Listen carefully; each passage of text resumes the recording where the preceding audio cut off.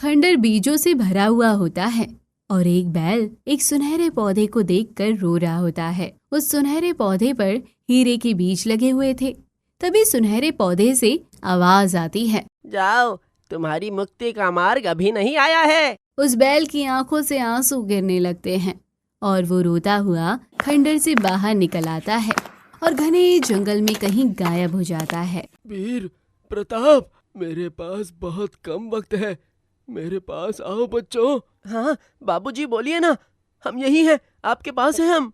एक जमाने में हमारे खेत में सोना उगता था, लेकिन अब खेत बंजर हो गए हैं। मैंने एक जादुई बीज की कहानी सुनी है, जिसका राज खंडहर के उस पार छुपा है। वो एक गहरा राज है।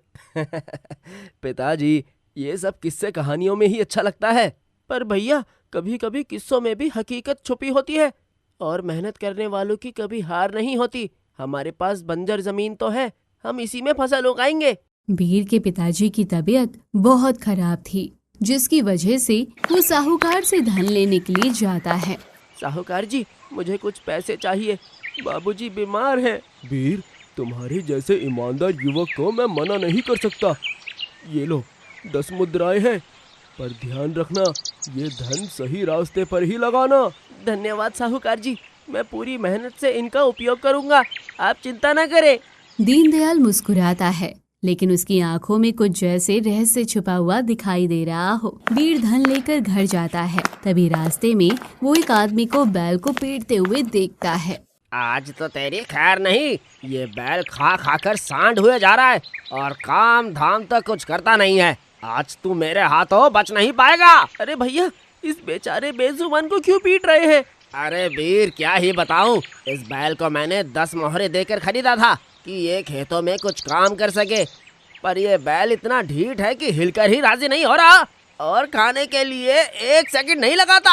आज ये मेरे हाथों से बचेगा नहीं।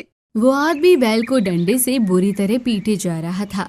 वो बैल बेचारा दर्द से कराह रहा था। उसकी आंखों से आंसू रुकने का नाम नहीं ले रहे थे। उस बैल की हालत देखकर वीर को काफी दया आ रही थी। अरे भैया, मैं तुम्हें 10 मुद्राएं देता हूँ, तुम ये बैल मुझे दे दो, मैं इसे खरीद लूंगा। लेकिन वीर, 10 सोने की मोहरें देकर उसके बदले तुम इस बैल को खरीद कर अपना ही नुकसान करोगे। देखो, एक बार फिर से सोच लो।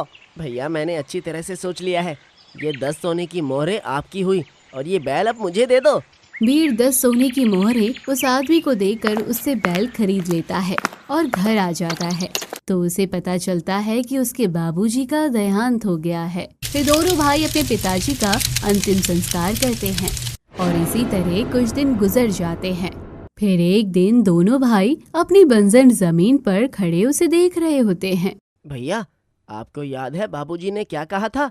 खंडहर के उस पार बीजों का रहस्य छुपा हुआ है। भैया, हम अभी भी वहाँ चल सकते हैं, क्या पता वहाँ सच में बीजों का कोई राज छुपा हो। पर वीर, सच में अगर ऐसा हुआ तो फिर हम उन बीजों से अपनी बंजर जमीन पर खेती कर सकेंगे।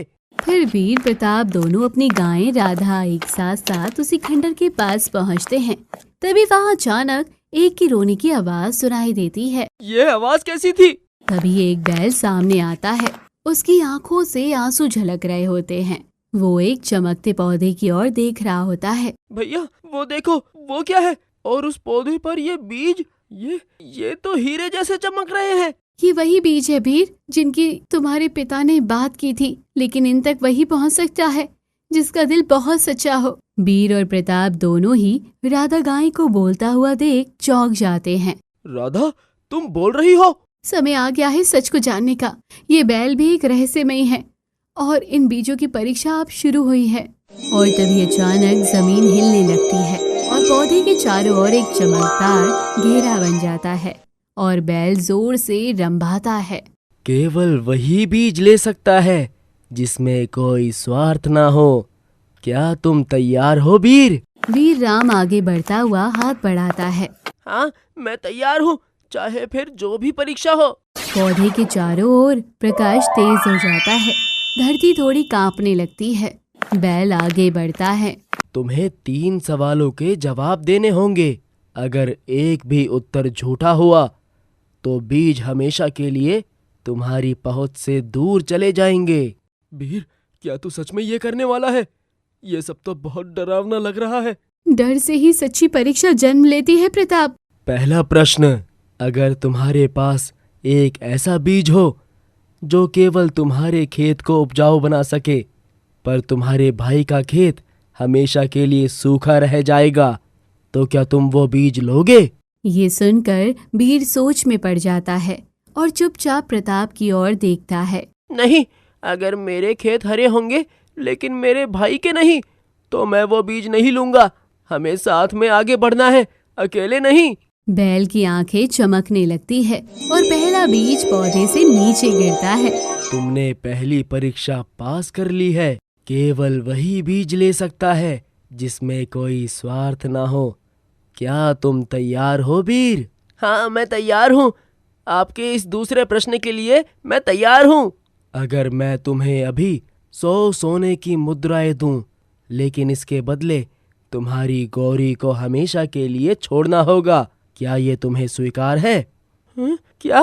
राधा मेरी साथी है जिसने मेरे हर सुख दुख में साथ दिया है। उत्तर सोच समझ कर दो वीर, मुझे तुम्हारे निर्णय पर पूरा विश्वास है। प्रताप चुप है लेकिन आंखों में आंसू हैं।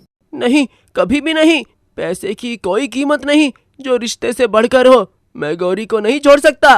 तभी एक और बीज नीचे गिरता है और बैल की आंखों में चमक साफ दिखाई देने लगती है।